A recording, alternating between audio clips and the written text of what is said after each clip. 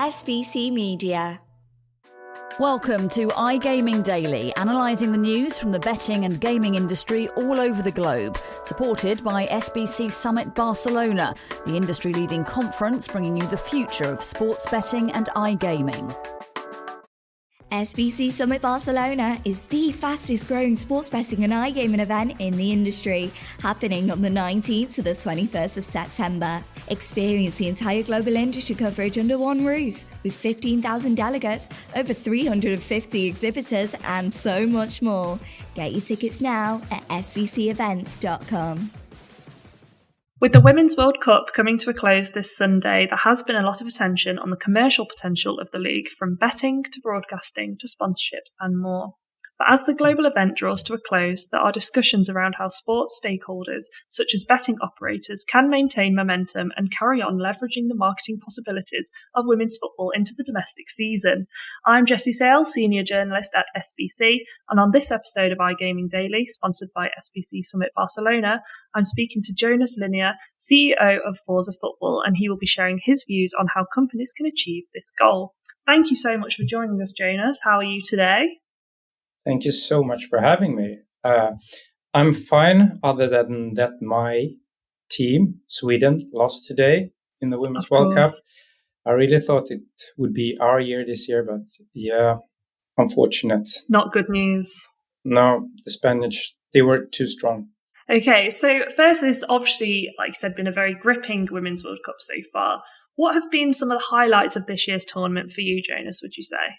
Well, first of all, the development of the football itself. I mean, we can see that the games are much closer, and juggernauts like Germany and Brazil already being eliminated in the group stage. Previously, inferior teams are really standing up to the big nations. So that's, for me, the biggest development in football, and it really helps the sport to grow in competitiveness and really as a spectator sport as well. So I'm really happy to see that. Yeah. So before we get into the specifics of our discussion, can you give our listeners a breakdown of your career in sports media and what Forza Football actually does? Absolutely. So Forza Football is one of the largest live score apps in the world. So we provide live score and football data surrounding your favorite teams, favorite players, favorite tournaments, favorite games. And we have more than 1,500 leagues across the world that we have data for present. So that's mainly what we have. You can have a lot of data around your favorite player and your teams, the starting lineups. You have push notifications for goals, red cards, everything. So it's like getting a live experience but just via an app instead of watching it. So yeah, that's who we are. And we've been around for more than 10 years, since 2012. We launched the app, the first version. And yeah, we've been around since then. And other than being the live score app, we have a pretty bold mission to make the world of football a better place and available for everyone. So we try to use our user base, the fan base, to also do a lot of service and try to educate and also influence with what we can by those services. Amazing. So getting on to the more serious side of things, can you explain to us how this tournament showcased the commercial potential of the women's game? Well, I think, unfortunately, there was this long-term discussion, or what do I say, lack of discussion maybe, between FIFA and the biggest European football associations and broadcasters, rights holders. And that was only finalized 1 month before the World Cup, like in England, Germany, France, Italy, and Spain, which really hurt the possibilities to commercialize this football tournament, because no one knew if people were able to watch the games or not. But I mean, everything has been shown that that there was so much potential, and there has been new records set when it comes to audience being in the stadiums, but also this is going to be like probably the second largest sporting event ever watched when it comes to TV audience after the Men's World Cup. So yeah, it really showcased the potential here, and then it's just up to the rights holders, the medias, outlets, and the brands to make the most out of it. So like you say, obviously breaking records, things like that. Would you say that sports stakeholders, like betting companies, you say, have been undervaluing the business potential of the women's game? Oh, definitely. For so many years. And it's continued to be so, just looking at this World Cup with the rights being such a long, hard discussion to solve. So I think definitely, I mean, we have seen that the record's been broken every time there's been a new World Cup, and still there's like not even a tenth of what the rights the broadcasters are paying for the Men's World Cup is what they're willing to pay for the Women's World Cup. So it's been definitely undervalued, and I mean, FIFA has definitely been a part of that. I mean, traditionally they have bundled the Women's World Cup with the Men's World Cup and selling it as a package, and just more or less charging for the Men's World Cup and then giving everyone like the Women's World Cup as an add-on. And now they tried to unbundle it and sell it alone, and yeah, it didn't go as they planned, and then they got angry and they just got the famous Infantino quote. But so traditionally, definitely been undervalued, and I just hope we're gonna see changes into that, and I think we do see trends going in the right direction. So yeah. With the tournament obviously coming to a close now, what can operators do to make sure momentum is carried over from the World Cup to the domestic leagues?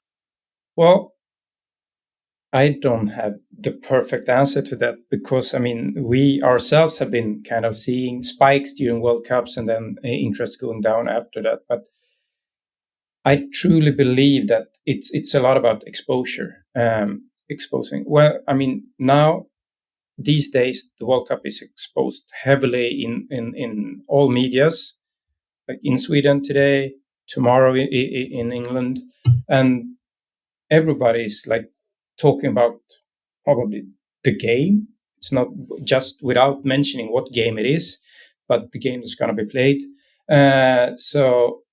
And that's because it's been given so much exposure everywhere. So you have to continue to give the women's football exposure, like the Women's Super League and the other big leagues, the clubs. You need to be bold, like the big clubs like Arsenal and Chelsea have been when they open up the big stadiums, and trusting that people will come, and they have. So those are key instruments.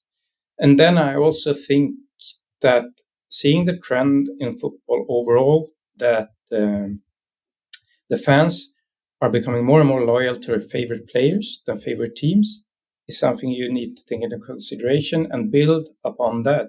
So the big stars in this tournament, to continue to build on that and expose them and transfer that into their regular season, being stars in Arsenal and Chelsea and their other teams. So I think those are things that you definitely should do to continue to build on the interest that's already there. So looking over at how the Women's World Cup obviously entered its first ever betting sponsorship this year, that was with Tab New Zealand. So do you think this indicates that maybe more operators are starting to value the women's game in the same way as the men's? Yeah, of course. And they should, because, yeah, you can see the big interest that's there. They just need to figure out how to attract the women's football fans, and probably not treat them just as they've treated the men's football fans traditionally. Because, I mean, reports are showing that women's football fans are growing increasingly, and that it comes from both converted men's football fans, but also a big part is like completely new to football.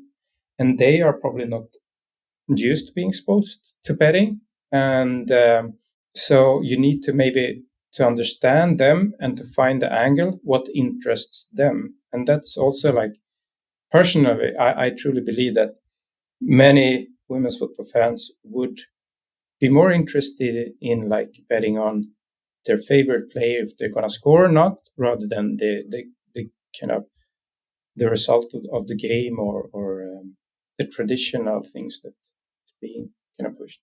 Okay, and finally, it's been quite a controversial issue this year when it was announced that women players are not receiving any bonuses during this World Cup. Obviously, we spoke about this when we did a feature on this, didn't we? How do you think bookmakers, media outlets and other stakeholders can better cooperate to grow the reach of women's football and support it financially? Well, as I said, I mean, exposure to help. If everybody exposed the sports and the big stars, there are going to be opportunities for them, and also to allow the players themselves to make money on their own personal brands. Definitely, that's a big thing, and just sitting down and discussing what where cooperation can benefit all. For example, I mean, there's a big benefit in separating men's and women's football at times, but at times there's also a big benefit in marrying them. Like what we've seen, the big clubs, traditional on the men's side, when they take a part of their budget and invest in the women's team, like Arsenal and Chelsea done, they're going to benefit a lot from it. So I think because they are building on a fan base they already have, and that fan base is often loyal to the club, and they're going to be loyal to all the teams in the club, and they like winning, so they're going to support the women's team as well. So I think that has been like one of the major reasons for the growth of women's football, and that's kind of showcases also like potential if you use already an existing brand, existing fan base, and expose them to this new product. Perfect. That's everything from myself, Jonas. Thank you so much for taking time out of your busy schedule to join us today on iGaming Daily. And for the listeners out there, if you would like to read more on the topic discussed today, click on the links in the description below to be directed to SBC Media's roster of news sites. Again, Jonas, thank you for joining me, and to our listeners, iGaming Daily will be taking a little break next week, but fear not, we will be returning on August 29th. Until then, thank you for listening, and we'll see you when we return. Goodbye. Thank you for listening to today's episode of iGaming Daily, brought to you in conjunction with SBC Summit Barcelona, being held at the Fira Barcelona Montjuic on the 19th to the 21st of September.